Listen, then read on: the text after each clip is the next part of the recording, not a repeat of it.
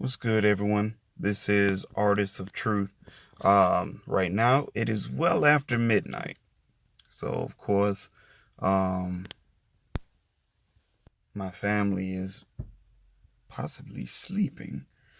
But um, what I wanted to discuss with you all was the meeting between Dick Trump. I call him Dick Trump. Between Donald Trump and pastors from various mega churches, small churches uh, across this country. And I I listened to well over 30 minutes of this conversation. Well, I really couldn't call the meeting a conversation to really discuss, huh, to really discuss the real important issues. I heard a lot of the prison reform being echoed around. For those of you who listen, you know what I mean. Um, the prison reform has been thrown around several times. Of course, that is that is on the table, and it should be discussed. But for those of you who have not listened to that meeting, let me tell you what to expect. Expect a lot of ass kissing,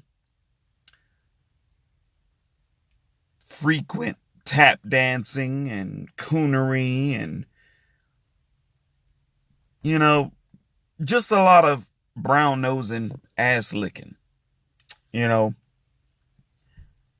And I must say it was disturbing, heartbreaking, embarrassing to hear some pastors that were actually there doing their fair share of ass kissing. Now, me personally, I am not of any particular, I'm not part of any religion, period. I'm not.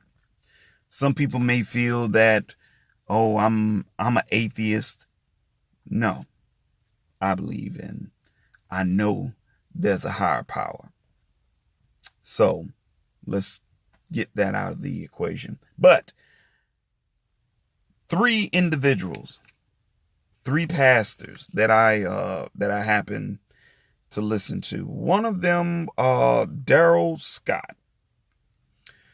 Daryl Scott. He made a statement about Donald being the most pro-black president than any other president ever in the White House. So those of you who follow Daryl Scott, lean on his every word and believe everything that he is saying, um, let me just make one thing clear. Daryl Scott, I'm just going to drop off pastor. Daryl Scott to me is that Daryl Scott to me is a house nigga. Yeah, he's a house nigga. And my reasons for saying that Daryl Scott is a house nigger is because to hear a supposedly black melanated individual to say that this man is pro-black when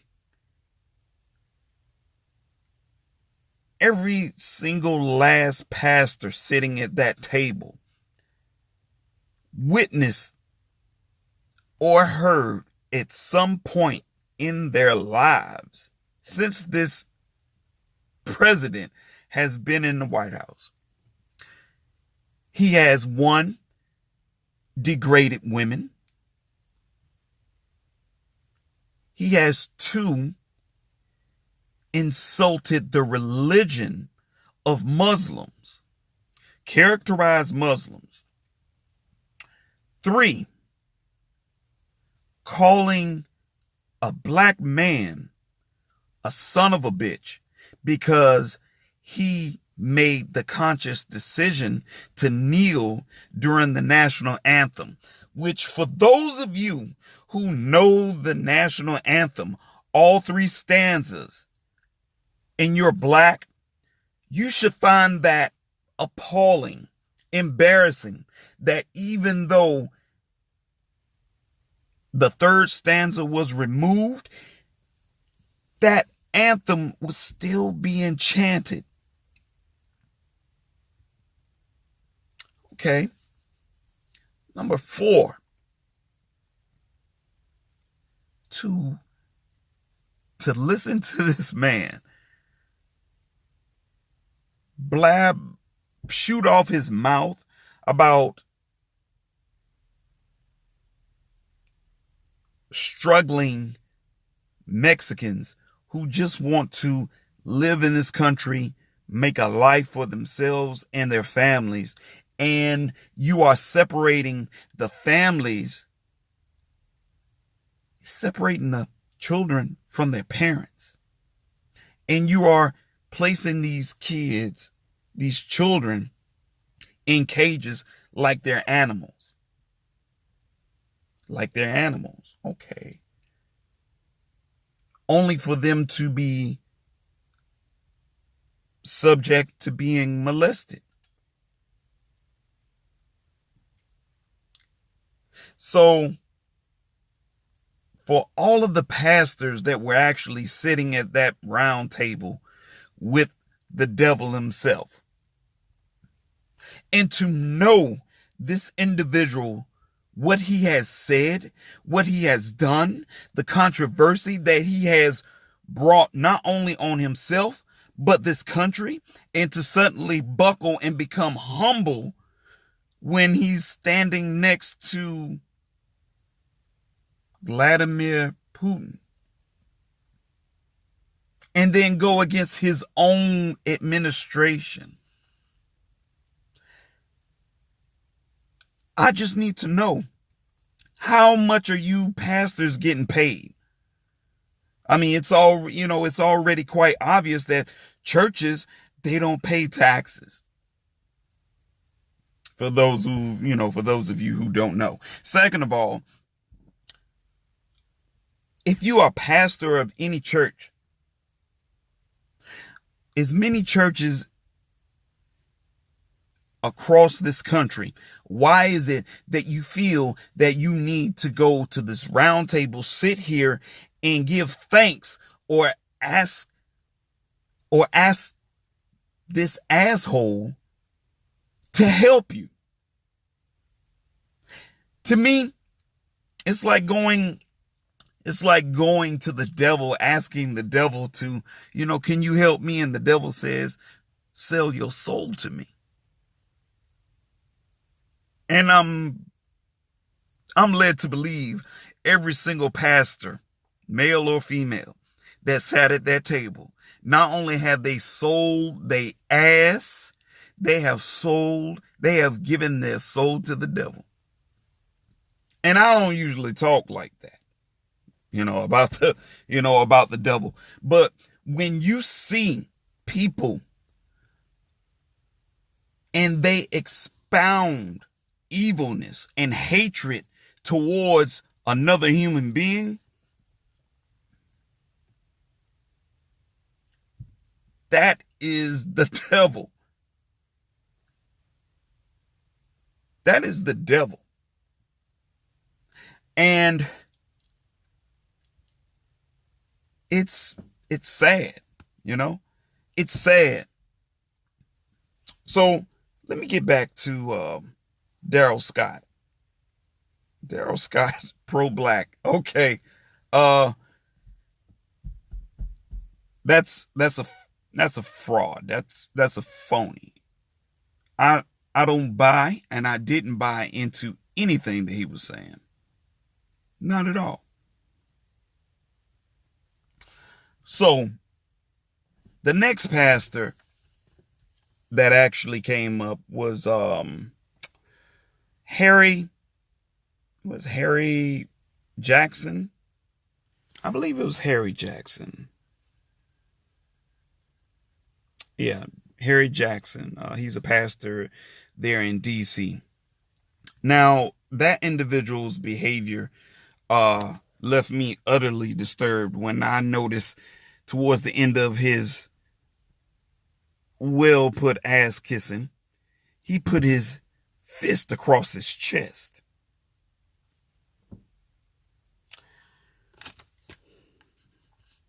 You know what? That is sad. That is very sad, because I actually heard him say that we don't need black power. You know, we need green power. We need green power and in the urban communities. To Harry Jackson in DC, the pastor, whoever, I don't know where your brain was when you were growing up, but black power is and will always be in existence, because without green power, well, let me put it like this: without black power, you will never have green power, because the majority of melanated people, regardless of their class, spend more money in this country than anyone else. So black power is something that you need. Black power, you have to have black power, because if you don't have black power, black unity, you will always have a division. Our people are at odds with each other. That's sad. Very sad. And last but not least,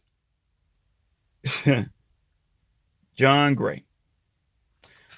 Now, I've listened to John Gray on Sister Circle. He had some valid points, but I listened to him.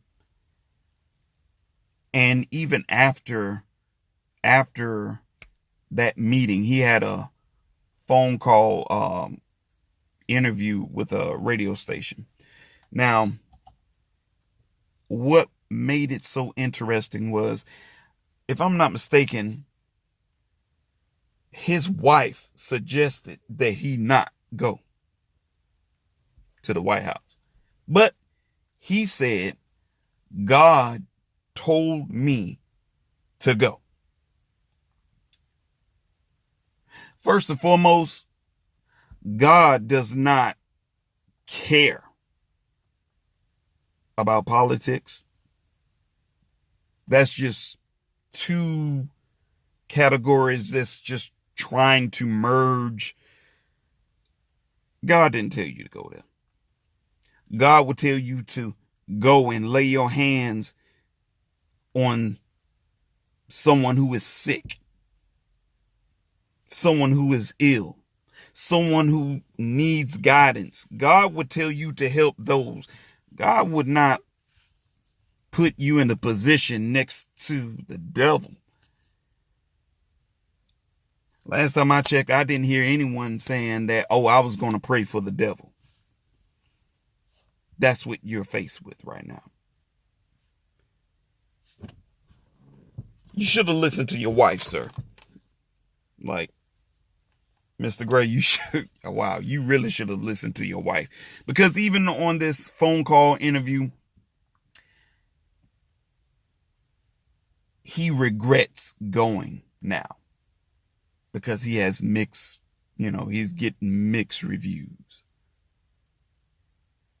But you made the conscious decision to do this.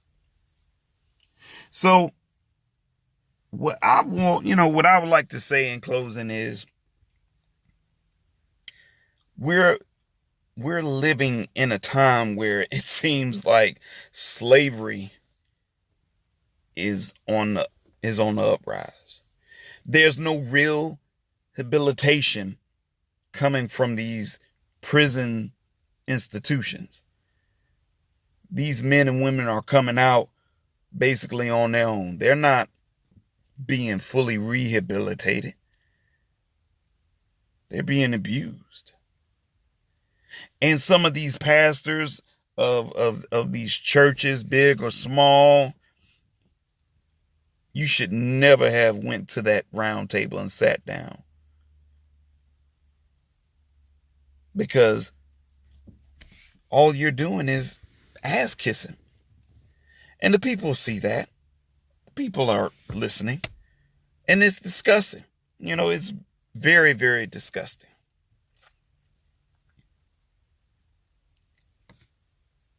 What we need is standards. What we need is one that can lead by example. Talk it like you walk it. And some of y'all pastors that were sitting up there, y'all were doing a whole lot of ass kissing. And it was disgusting. Like,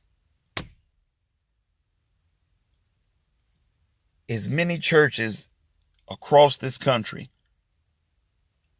homelessness should be a thing of the past. But that just goes to tell you, they'll do a little bit and then that's it. Wow.